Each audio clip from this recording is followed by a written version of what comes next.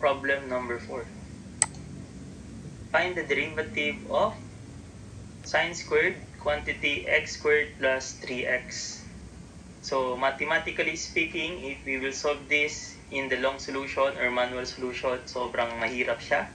Okay, kahit yung matatalino, matatagalan dito. Pero since may Caltech tayo, hindi yan mahirap para sa atin. Basta magawa lang natin ng tama yung Caltech. So, let's use Caltech. Huwag na tayo mag-exhibition. Now, since may nakita ka ditong trico function, okay, please remember, basta may trico function, naka-mode region tayo. Okay, kung hindi tayo mag-mode region, hindi gagana yung Caltech. So, please be sensitive sa given. Basta may trico function, mode region. So, para magpalit ng mode region, you simply press shift, tapos mode. Makikita mo dito yung mga answer natin, pwedeng degree, pwedeng radian, pwedeng grad. So, ang kailangan mo radian, so you will press number 4. So, radian na yung ating calculator. Now, once magawa mo na yan, pwede ka na mag-shift integral sign ay para maging ddx. Again, kailangan mapindot mo to ng tama. Sa calculator natin, pag nag-input tayo ng formula na yung trico function naka-squared, hindi mo makikita yung 2 na nandito. So, hindi ganun yung display ni Calcu. So, pag prines mo siya ng tama, eh, ganito mo dapat siya pindutin. So, etong formula na to, tsaka eto, parehas lang. Hindi lang talaga lilipat yung 2 na yan dito, kasi sa display ni Calcu, hindi siya ganun pinapakita. Pero basically, parehas lang dapat yan. Okay, so ganyan natin siya pipindutin. So, sine alpha x squared plus 3 alpha x close parenthesis and then squared. Now regarding dito, ganun pa rin naman, any value basta hindi magmamat error. So for example, ang nilagay ko 1.7, then I will press equal sign. So ito yung data na hahanapin natin using trial and error sa mga choices. So, you can pause the video. Pwede nyo i-pause muna to. Tapos papindot yung A, B, C, D. Kayo yung mag-try, mag-isa. Hanapin nyo yung tamang sagot by using calc 1.7. Tapos eto yung dapat value na lumabas. So, kindly pause the video and please try. Now, assuming na nag-pause tayo at nag-trial and error kayo, so, pakita na natin yung tamang sagot. So, sir, trinay ko yung A, kinag ko, hindi lumabas yung sagot. Trinay ko yung B, so sana na-try nyo talaga yung B. Press natin correctly. So, quantity 4 alpha x plus 6 sine alpha x squared plus 3x cosine alpha x squared plus 3x. So, if you try letter B calc, tapos nagtatanong ng x, nilagay nyo 1.7, makikita nyo in your calculator na identical siya. Parehas na parehas. Okay, so since parehas yan sa B, pwedeng hindi nyo na i-try yung C and D. Pero if you want to try, okay lang din naman. Hindi talaga yan. Eto. So isa lang yung magpaparehas dyan definitely. That is the correct answer. So this is the best way to solve a derivative. Kahit may trigo function pa yan, use Caltech. Problem number 5. If y is equivalent sa arc tangent ln x, find the first derivative of y at x equivalent sa 1 over e. So, mahirap ito sa long solution kasi pinapa-derive yung arctangent. Tapos yung x equivalent sa 1 over e.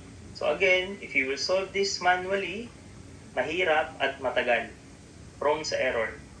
Sir, pwede ba tayong mag-Caltech? Yes, kasi yung tinatanong, simply, first derivative. So, meron tayong Caltech sa first derivative. Kanina pa natin ginagawa yun. Ulitin lang natin. So, make sure naka-mode region pa rin tayo. Kasi this is a trigonometric arctangent. So meron tayong trigoform. So shift, mode, then you press 4 para radian. Then input yung equation as it is. So shift, integral sign. Ang ibig sabihin ng arctan, tangent inverse. So pipindutin nyo yun, tangent inverse. So shift, tangent dito para tangent inverse. And then, huwag tayong magkamali sa mga parenthesis. Okay? So, lagay mo dito ln x. So, ln x. Tapos, pag binilang mo yung open parenthesis, 3. So, dapat yung close parenthesis, 3 din. So, dapat equal yung open tsaka close parenthesis. Regarding dito, hindi tayo manghuhula kasi nagbigay ng specific value ni x. Specific value niya, 1 over e. So, susundin lang natin yan. So, 1 over e. So, yung e na pre-press sa calcu using alpha. Okay, and then, eto. I-press this para sa e. So, si calcu na yung mag-iisip para sa atin. To be honest, mahirap yan. Ilong solution. Pero sa calculator, very simple lang. So, this is 1.359. Best answer yung 1.36. So, again, pag pwede sa calcu, pagawa natin sa calcu. This is the best solution. Problem number 6. Find the second derivative of y equivalent sa square root of x squared plus x raised to negative 2. So, second derivative. Now, bago tayo mag-second derivative, pwede nating i-simplify yung equation na ito. Kasi this is square root, tapos naka-squared naman yan. Cancelled out nyo na lang. So, mathematically speaking, yung y equivalent sa x plus x raised to negative 2. So, i-derive natin ng dalawang beses. So, the first derivative of y with respect to x is, derivative ng x is 1. Okay, ang derivative nito, derivative ng power, so that should be negative 2 x raised to negative 3. Again, derive ulit natin. So, y double prime is equivalent sa ang derivative ng 1, constant, is 0. And then, ang derivative nito is power. So, derivative ng power. So, negative 2 multiply sa negative 3, positive 6. X raised to negative 3 minus 1, so magiging negative 4. Therefore, kung titingnan nyo, yung final answer natin sa y double prime is 6 over, so pag sinimplify mo x raised to negative 4, bababa yon, x raised to 4. So that is obviously letter D. That's it. Okay, but wait, there's more. Okay, so we have a calculator technique sa first derivative and as well second derivative. Now, kung yung ating equation is madali naman, I'm recommending i-derivative nyo na lang manually. Kasi kung madali naman talaga i-derive, okay, huwag nyo na patagalin. Okay, i-derive nyo lang ng dire-diretso and then that's it. Kaya lang kung maka-encounter ka ng mahirap i-derive, sir, hindi ko talaga kaya i-derive, then malaking factor yung Caltech. So kung ako, isosolve ko na lang siya manually, pero kung mahirap talaga yan, ika-Caltech ko siya. So ituro ko yung Caltech para meron tayong other possible solution. So ang Caltech ng second derivative is this. Ito yung pinaka-Caltech niya. Okay? C minus B all over A. So yan yung Caltech ng second derivative. Kaya lang, kailangan i-define mo muna yung C, B, tsaka A. So i-isa-isain mo na yung definition. Yung A, ang definition niyan, a very small number. So mag-isip ka ng maliit na numero, store mo sa A. For example, 0.00000, madaming 0 and then 1, store mo sa A. Okay? Now, para naman sa B, yung B natin is the first derivative no equation. I-store mo yun sa B. Okay? Once na-store mo na sa B, ang letter C naman is first derivative ng original equation, tapos lalagyan mo to ng plus A. Now, regarding sa inassume mong value ni X, kahit anong numero talaga yan. So, pwedeng 2, pwedeng 3, and so on. Any number talaga yan. na kung ano yung inassume mong value dito, yun yung ilalagay mo sa calc later on. Anyway, ito yung format, ito yung Caltech. Madali lang ito pag lagi nyo gagamitin. Ma-appreciate nyo na mabilis yung Caltech na to. Pero kung ayaw nyo ng Caltech, you can do manual solution. So, pakita natin na it is working dun sa previous problem. Ulitin natin itong isolve using Caltech. So, again, yung equation natin pag sinimplify, magka-cancel out lang naman ito. Kaya naging ganyan yung equation natin.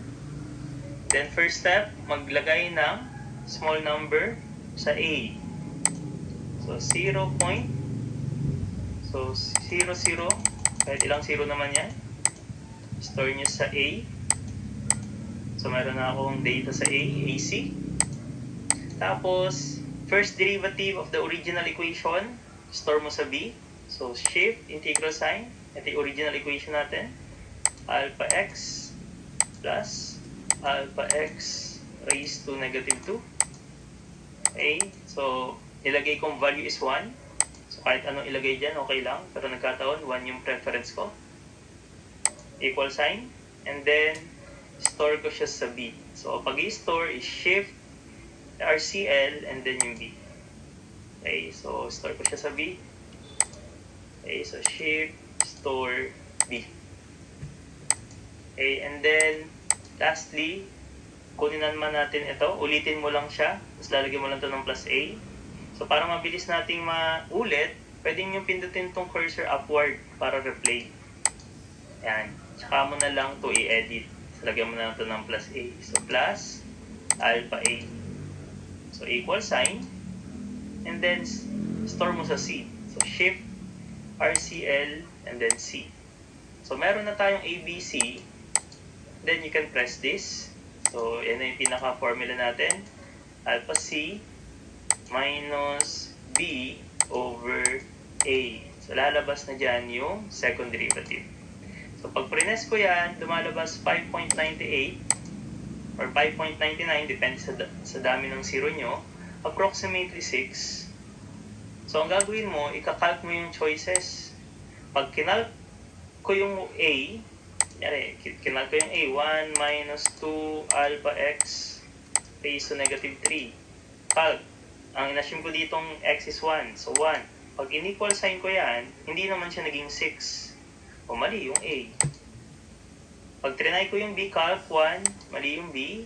Yung C, hindi siya 6 obviously, mali yung C. And then yung D, nyari lang, hindi natin alam na 6 na yan. So, alpha x 6 over alpha x raised to 4. Calc, pag nilagay mo 1, makikita nyo naman na equal. So, definitely, pag nag-equal na, yun na yung tamang sagot. So, it takes time pag nagka-caltech ng second derivative, pero in some cases, na mahirap talaga yung problem, maganda na meron tayong caltech. Pero kung kaya nyo siya i-manual, so be it. So, that's problem number 7. P is equivalent sa 2r squared s cubed t raised to 1/2 plus r raised to 1/3 s sine 2t. What is the partial derivative of p with respect sa variable t? So now we have partial derivative. Now, ang diskarte sa partial derivative is this. Ang i-derive mo lang is yung variable kung saan siya pinapa-derive. This is with respect sa t, so ang focus mo lang yung variable t. Now, anong gagawin mo sa ibang variable? Now, yung ibang variable, i-consider mo lang yun na constant. So, since you have a constant, katabi ng variable t, you simply copy the constant. Pag i-derive na natin. Kung wala siyang variable t, purely constant, 0 yun.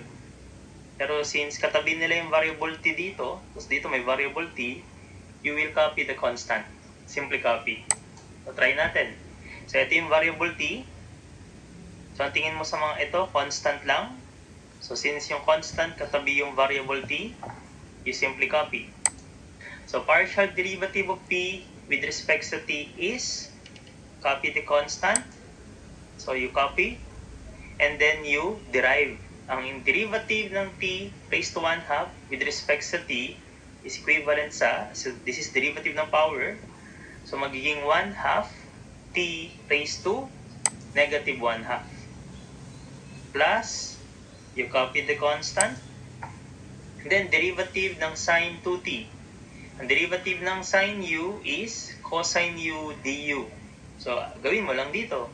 Cosine u, so cosine 2t du. So, derivative ng 2t is 2. And then, you simplify. So, pwede mong cancelin yung 2 na to. So, 2 and 1/2 magka-cancelled out. Tapos yung 2 dito, transpose mo lang dito sa kabila para lang maayos mo siya isusulat. Tapos eto, pag sinimplify mo to, negative 1/2. So, simplify the equations. Ay, pag sinimplify mo yan, kaparehas yan ng letter D.